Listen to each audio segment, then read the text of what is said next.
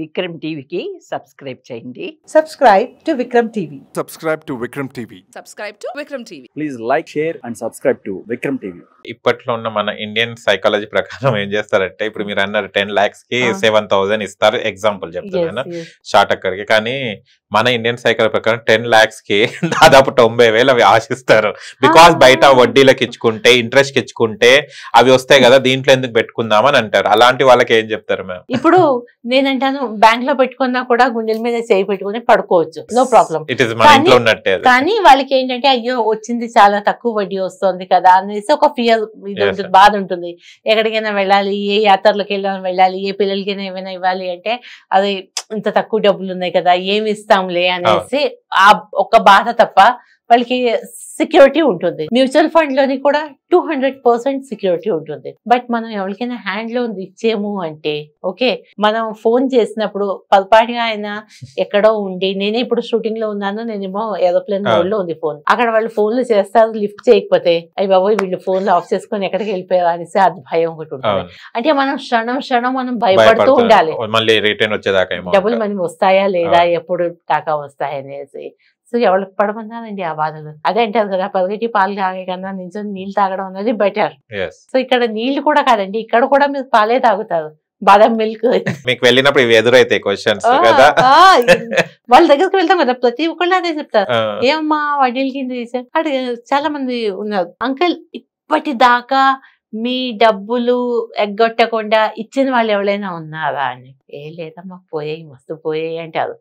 కొంతమంది కేసులు కూడా పెట్టారు, కోర్టు కేసులు కూడా నడుస్తున్నాయి. కానీ ఆ ఆశ ఉన్నది కదా, గ్రీడ్, అది వదలలేకపోతున్నారు. గ్రీడ్ రెండు విధాలుగా, యంగ్ పీపుల్ గ్రీడీ అయిపోయి వాళ్ళు స్టాక్స్ లో చేస్తారు, స్టాక్స్ లో ఇన్వెస్ట్ చేసి వాళ్ళు బాధపడతారు. ఓల్డ్ పీపుల్ వీళ్ళకి కూడా గ్రీడ్ ఎక్కువైపోయి హ్యాండ్ లోన్స్ ఇస్తే ఎక్కువ వస్తాయి కదా అనేసి అన్నోన్ పీపుల్ కి వాళ్ళకి ఇస్తారు, వాళ్ళు బాధపడతారు. సో గ్రీడ్ అన్నది ఏ ఏజ్ కి కూడా మంచిది కాదండి. నేను 100 రూపాయలు పెట్టాను, నాకు 150 రూపాయలు వచ్చాయి. న్యాయంగా నేను ఏం చేయాలి, 50 రూపాయలు పక్కకు పెట్టేసి ఈ 100 రూపాయలు పెట్టాలి. కానీ నేను ఆ 150 రూపాయలు పెడతాను, 300 అవుతుంది. 300 నుంచి 800 అవుతుంది. ఆ 800 కాస్త ఇంకా తగ్గడం మొదలైపోయింది అంటే, అయ్యో నాది తగ్గుతోంది కదా, మళ్ళీ నాకు ఇంకా పెట్టాలి కదా అని ఉన్నది, ఇంకా నా దగ్గర ఉన్న సేవింగ్ నుంచి కూడా నేను పెడుతుంటాను, just to get all the ఇది. సో అక్కడ అది గ్రీడ్ స్టార్ట్ అవుతుంది. ఒక ప్రాపర్ గా డిసిప్లిన్ వేలో వెళ్ళామంటే ఏమవ్వదు. న్యూ మ్యారీడ్ కపుల్స్ కి ఎలాంటి ప్లానింగ్స్ ఉంటాయి మేడం? ఎలాంటి ప్లాన్ స్టార్ట్ చేసుకోవాలి? అంటే బ్యాచిలర్ గా ఉన్నప్పుడు ఒక లైఫ్, బ్యాచిలర్ గా ఉన్నప్పుడు ఒక లైఫ్ ఉంటుంది, ఆఫ్టర్ మ్యారేజ్ కొంచెం ఉంటాయి కదా. చెప్పాను కదా మీకు, టర్మ్ ఇన్సూరెన్స్ అంటే బ్యాచిలర్ గా ఉన్నప్పుడే తీసుకోవాలి. బికాస్ పేరెంట్స్ కూడా మన రెస్పాన్సిబిలిటీ కదా, దే రెస్పాన్సిబిలిటీ కదా. ఎందుకంటే మన పేరెంట్స్ మన కోసం అనేసి చదివి ఇంత చేశారు. అండ్ చాలా కేసెస్ లో మనం చూస్తూ ఉంటాము, పిల్లలు మంచిగా చేతికి అందిన పిల్లలు ఏదో ఒక విధంగా పోవడం జరుగుతుంది. So what about the parents, right? So parents కోసం అనేసి ఫస్ట్ అయితే వాళ్ళ కోసం అనేసి వీళ్ళు టర్మ్ ఇన్సూరెన్స్ తీసుకోవాలి, పేరెంట్స్ కోసం అనేసి హెల్త్ ఇన్సూరెన్స్ కూడా తీసుకోవాలి. మ్యారేజ్ అవగానే స్పౌస్ ని యాడ్ చేయాలి హెల్త్ ఇన్సూరెన్స్ కోసం, సో దట్ ఆ మెటర్నిటీ కవర్స్ అవి ఏవైతే ఉంటాయో బెనిఫిట్స్ అవి దొరుకుతాయి. ఈ పెళ్లి అయిపోయాక దాని తర్వాత ఖర్చులన్నీ ఎక్కువ అయిపోతాయి, ఇది కొనుక్కోవాలి, అది కొనుక్కోవాలి, ఓకే. అండ్ మోస్ట్లీ మనం ఈఎంఐలు, క్రెడిట్ కార్డ్స్ వాడతాం, అది కంట్రోల్ చేయాలి. కొత్తగా మ్యారేజ్ అయింది కదా అని ఏది పడితే ఖర్చు. నాకు ఒక క్లయింట్, ఒక కేసు ఒకటి ఉన్నది, వాళ్ళు మ్యారేజ్ చేసుకొని 3 నెలల్లోనే డైవోర్స్ అయ్యింది. వై? బికాస్ మ్యారేజ్ కోసం అనేసి అబ్బాయి చాలా లోన్స్ తీసుకున్నారు. ఎందుకంటే వీళ్ళకి ఉంటాయి కదా చాలా కోరికలు, ఆర్భాటాలు ఎక్కువ ఉంటాయి కదా, డెస్టినేషన్, ప్రీ వెడ్డింగ్, దాని తర్వాత హనీమూన్, ఇవన్నీ కూడా ఉండేవి. సో ఉన్న ఎక్కడెక్కడి నుంచి లోన్స్ వస్తాయో, ఏవైతే సేవింగ్స్ ఉన్నాయో అన్ని పెట్టి చేశారు. అండ్ దెన్ ఈ హనీమూన్ నుంచి వచ్చాక ఇంకా వర్క్ అండ్ మనీ అంతా కూడా ఇంకా మళ్ళీ సెట్ చేసుకోవాలి కదా అనేసి తను ఎక్కువ వర్క్ చేసుకోవడం, మళ్ళీ ఎక్కడికైనా వెళ్ళాలి అంటే ఇప్పుడు పాతవే లోన్లు క్లియర్ అవ్వలేదు అని అనడం, అమ్మాయికి ఎక్స్పెక్టేషన్స్ ఎక్కువ ఉండడం, దీంతో తను అలిగి వాళ్ళ పేరెంట్స్ ఇంటికి వెళ్ళిపోయింది.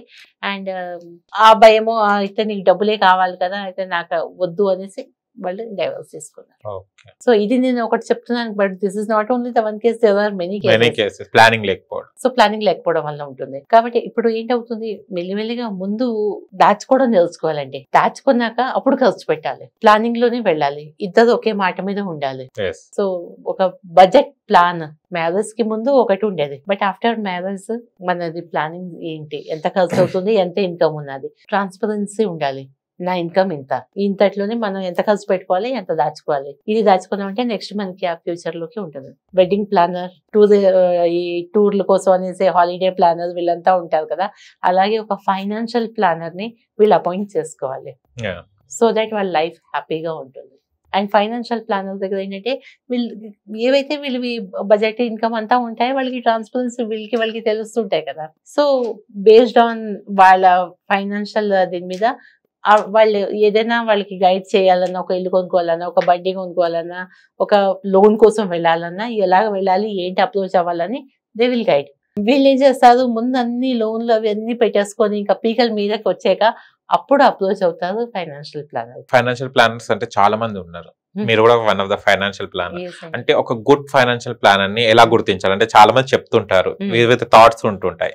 బట్ కొంతమంది క్లయింట్స్, కొంతమంది ఫైనాన్షియల్ క్లయింట్స్ తో ప్లానర్స్ తో కూడా మోసపోయిన వాళ్ళు ఉన్నారు. అంటే how they have to choose the financial planner, good financial planner? Qualification wise అందరూ కూడా క్వాలిఫై అయ్యే వస్తారు కదా, చెప్పలేము. అదే ఆర్థోపెడిక్ డాక్టర్స్ అంటే చాలా మంది ఉన్నారు, అదే అంటున్నా, కొంతమంది వెల్ నోన్ ఉంటారు. అదే అంటున్నా నేను. అది మనం కష్టం అండి, personal to person to person ఉంటాయి కదా. But we have to first of all ఏదైనా కూడా ఇంట్రాక్షన్ మీద మనం ఎంత ముందు ఎక్కువగా మాట్లాడి చేసి దెన్ వాళ్ళని అర్థం చేసుకున్నాకనే చెయ్యాలి. అదే అంటున్నా. అలాగనేసి చాలా మంది అతి ఆలోచిస్తుంటారు, వీళ్ళు మాట్లాడిందే మళ్ళీ గూగుల్ చేసుకొని అవునా కాదా అన్నది కాదండి. బట్ ఎస్, కొంచెం లోక జ్ఞానం ప్రతి ఒక్కరికి ఉంటుంది కదా.